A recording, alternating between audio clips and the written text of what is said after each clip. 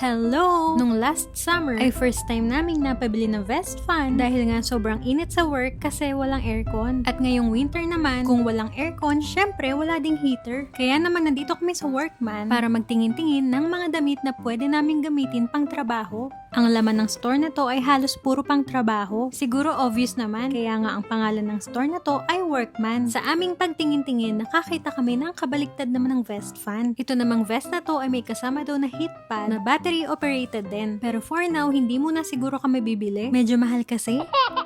Ang hinahanap talaga namin ay pantalon na specially made for winter. Nakahanap nga ako kaso sa panlalaki lang. Pero sabi ni Mark, no.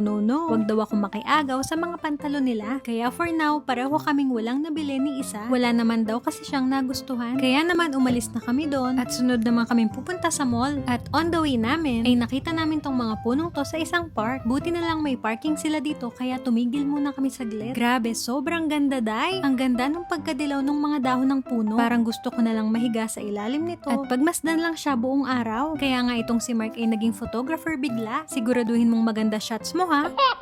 Once again, habang pinagmamasdan yung mga punong to, na-remind ako na God has made everything beautiful in its time. Kaya kung may pinagdadaanan kang medyo hindi maganda, know that God is in control. Ang kailangan mo lang ngayon ay magtiwala. And in His perfect time, everything will get better. Kaya kapit lang ha, pagkatapos naming ma-enjoy ang magandang view sa park, dumiretso na kami sa shopping mall. Nabalitaan kasi namin, may Thanksgiving sale ang sikat na store na to. Kaya naman syempre, pag sale, hindi natin palalampasin yan. Honestly, mga ilang taon na rin kaming hindi pumapasok sa store na to kasi naman dahil sa sobrang sikat niya at budget friendly din ang presyo niya, kada bibili kami dito kahit saan kami pumunta ay hindi pwedeng wala kaming kagaya. Hindi mo naman kasi masisisi dahil bukod sa sobrang komportable na ay napakaganda pa ng quality ng products nila. Kaya naman ngayon dahil maninipis na ang mga medyas ko at kay Mark naman ay butas pa, hindi namin palalampasin itong 390 yan nila per pair. Kasabay na rin noon dahil sale naman, bumili na rin ako ng ilang hit technology nila na innerwear dahil nga pati ito ay sale at 990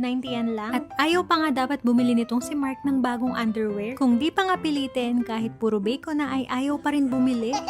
Siya lang ba o ganun ba talaga ang mga lalaki? Anyways, ito na nga, oras na nga para magbayad. At dito ko na napansin na halos puro panloob lang pala yung nabili namin. Kahit sobrang dami kong nakitang magandang damit, mas mangingibabaw pa rin pala talagang unahin yung mga kailangan. At dahil nga nakapamili ng konti, yung tipid lang muna ang aming ila-lunch. Bumili lang kami sa convenience store ng sandwich at pasta. At dito na lang kami kumain sa food court. Kahit convenience store ay masarap pa rin naman to. Pero kahit usapan ay magtipid lang sa pagkain, nung napadaan kami sa store na to, ako na ang nagsabi kay Mark na kalimutan na ang mga pinag-usapan.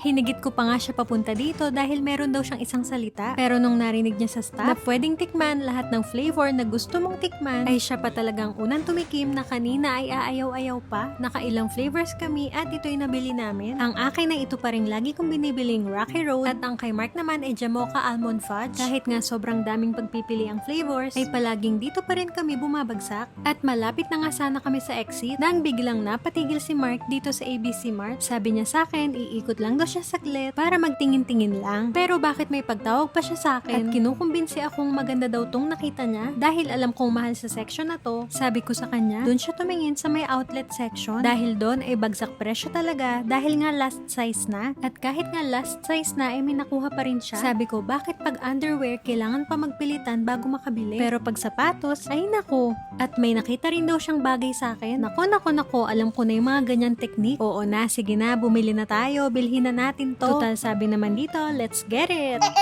O ayan ha, papasko na natin yan sa isa't isa. Reward na rin sa buong taon na tong pagtatrabaho. Ots kare sa Madeshta. At bago pa nga madagdagan, dumiretso na tayo sa parking lot at paikutin ang gulong pauwi. Paano? Yun lang for today. See you sa next video. Bye!